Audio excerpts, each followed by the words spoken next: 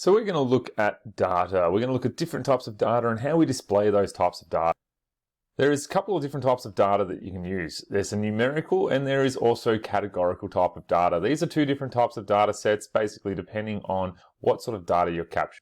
If you're looking at numerical data is typically data that is answered and collected with numbers, but not always. So for example, if I asked you how many goals you shot in a basketball game, that would be numerical data. However, if I asked you rating 1 to 10 how satisfied you were with your fast food chain and saying 1 low and 10 high, that is actually categorical data because those numbers are actually representing a category. If it is numerical data can come in two different types of forms. It can be discrete, where only particular values take place. So it can't take every number on the number line. It can only take specific numbers. Whereas continuous means it can take anything, typically like a type of measurement. So for example, if I paid by credit card, you could charge me to any nth degree, so that would be continuous. However, if I paid cash, you would only be charging me to the nearest 5 cents, so that would be discrete because there's only specific values it can take on. Similarly, if I ask how old you are in years, that would be discrete. However, if I asked how old you are to, the nth degree, the millisecond or whatever, that would be continuous. So that is types of numerical data, really it splits down. Categorical has different other types that can be split down as well, into ordinal and nominal. Nominal is a bit different. That means it has no order, where ordinal actually has an order. So again, categorical data is only when you're sort of collecting things that really fall in a type of category. I might ask you what your favorite fast food. I might want to ask about what colors the cars are at the car yard, or who orders what's the most popular color ordered. I might ask how satisfied you are with this lesson right here from 1 to 10 and ask, 10 being satisfied and 1 being very low, not satisfied at all. These are all types of categorical data. With data, what we really do when we collect it, we have a whole lot of information. And really what we want to do is we display that in different types of charts. Why do we display this in different types of charts? Because it just helps us to visualize what we're seeing. So we can do column graphs with categorical data, where you would actually have types of categories written under here. Now, we also can have histograms which look very similar to this. And these histograms are slightly different. What you'll notice is that they actually are joined all together. Now, this represents numerical data. So we use histograms for numerical data. As you can see, we have a number line on here. It tells us how frequent they are on the side. So if we look at tree heights, we can look at the height of these trees.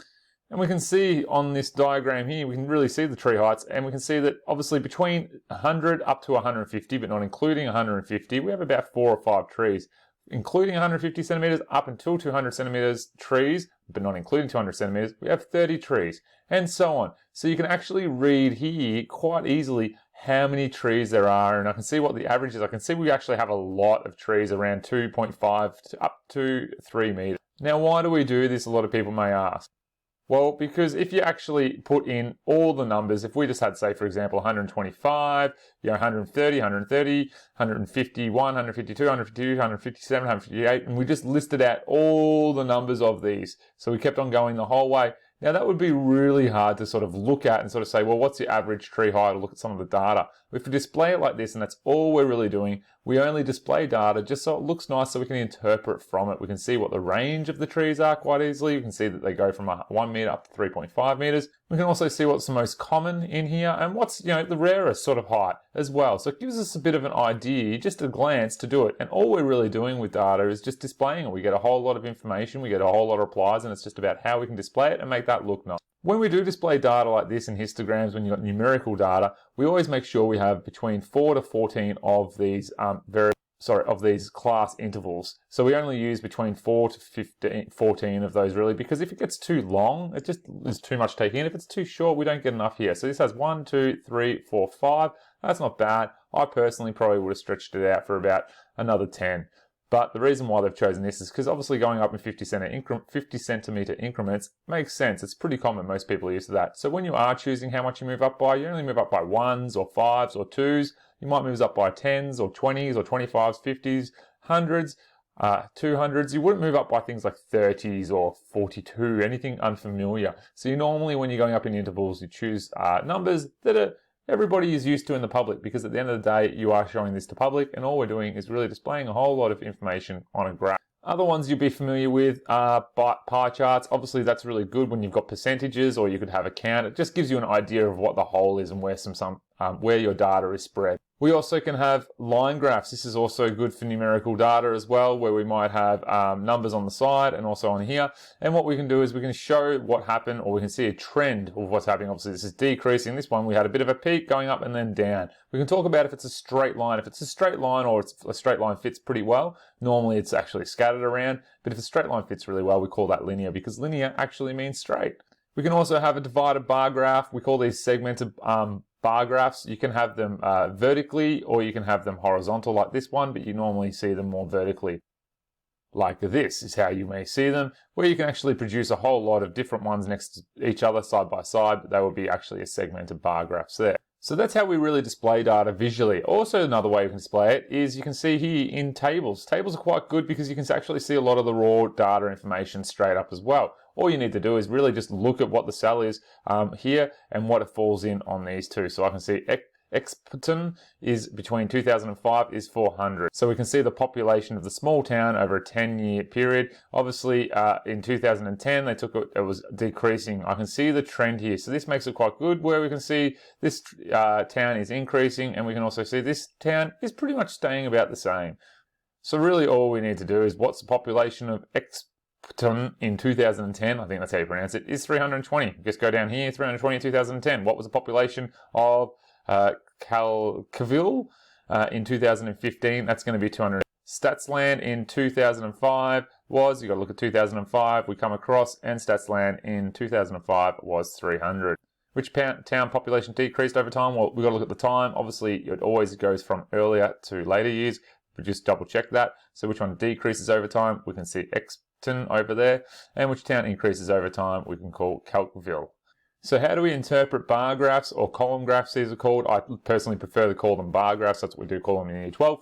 Is that if you're looking at this, we can see straight away you've got a heading. You're always going to have a heading up the top. Favorite types of movies, and we can also then see the frequency is always on the side, and we do label that. So this is not a percentage frequency, this is actually a count, because otherwise it would say percentage. Be careful, sometimes it's percentage, sometimes it's count. And we can now see down the bottom what types of movies. We've got comedy, action, romance, drama, and sci-fi. I don't know who you are, but personally for me, I'm a big one for the old romance on comedy. So you can see here 6 people like the favorite type of movie is romance, compared to drama, where only 1 person. Let's look at the actual scale on here. We can see it's 1, 2, 3, 4, 5, 6. So you've got to make sure of that as well. If I asked how many people were surveyed in this, I would need to add them all up. 4 plus 5 is 9.